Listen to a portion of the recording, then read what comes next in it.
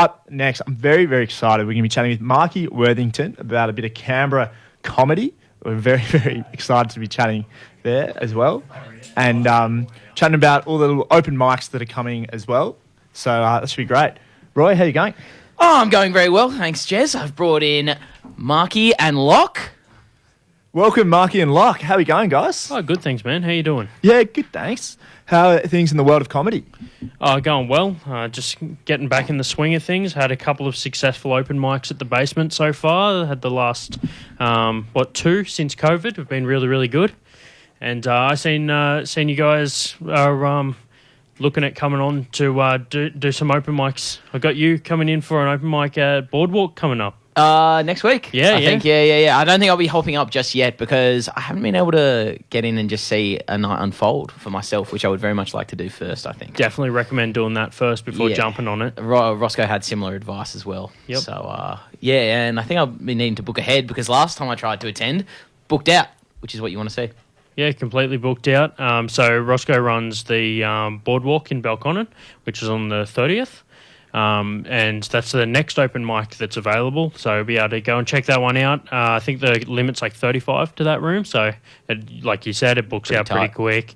But I got my basement one coming up on the 20th of October. So that'll be pretty cool. We'll be able to see how that one goes. Lately, they've been filling up though, like a full lineup for comedians already. And we've been getting between 60 and 80 audience. Venue capacity is 100, so we usually get plus the comedians. It's always a sellout gig. Unreal. That's so exciting. So when you're emceeing these events, I think a lot of people go and they're trying new material, so I can imagine their material is quite consistent. Can you do the same material as the previous week, or you're constantly having to come up with new stuff? What I usually like to do is I tend to do what I call, I've spoken on the show before, like long-time listeners will probably be used to hearing my voice every now and then talking about what I call the evolution of a joke. Right.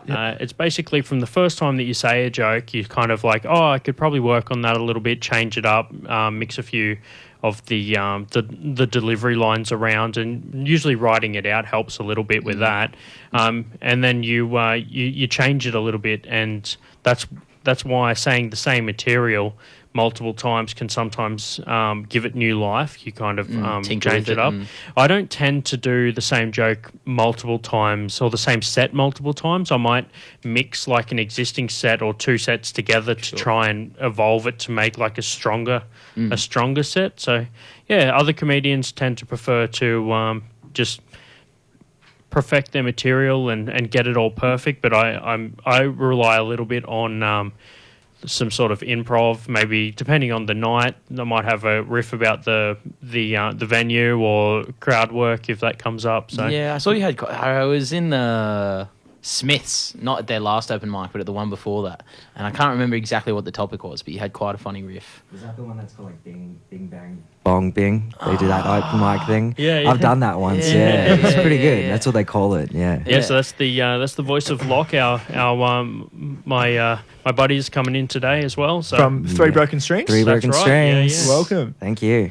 So, he's not in the comedy scene, but he's definitely in the live music scene, and we kind of mesh them over. Like, we both, he's got gigs at the basement, and, I do the open mic there, so that's how our worlds collide, and I figured being a good platform with live music and all that, he'd be good to have on the show. And how would you describe your music to some of our listeners who might not be familiar with Three Broken Strings? We're a party band. We're a party rock band. So we do like full pub rock shows, and like we tour across New South Wales and the ACT.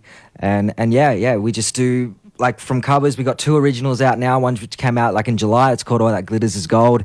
Really good, really ballady sort of music. It's pushed in a really sort of commercial direction. But yeah, not too technical or anything. Just pretty straight up rock. And yeah, it's good. We're a good time. I'm really looking forward to giving it a listen. Actually, I've got here All That Glitters Is Gold. Yeah. We'll give it a listen here on 2XX FM, local and live. And the lead singer joins us in the studio. What was the inspiration behind the song? For me, We just really wanted to go something really big and something very euphoric, which sort of captured, all these different elements from all these different instruments and bring it all together.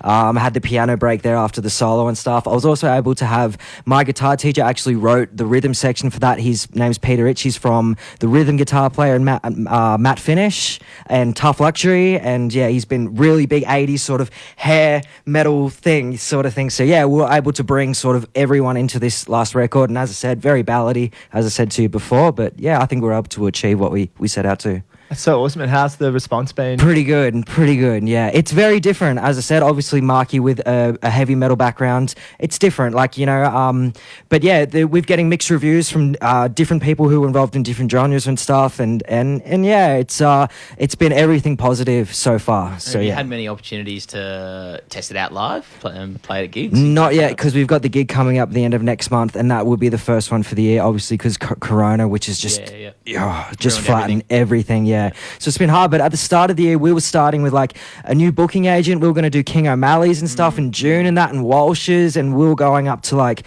Nowra to do a show and Young and things like that. And we were having this really consistent sort of rain, and then all of a sudden March hit, and then it was like a week before we were going out to Young and.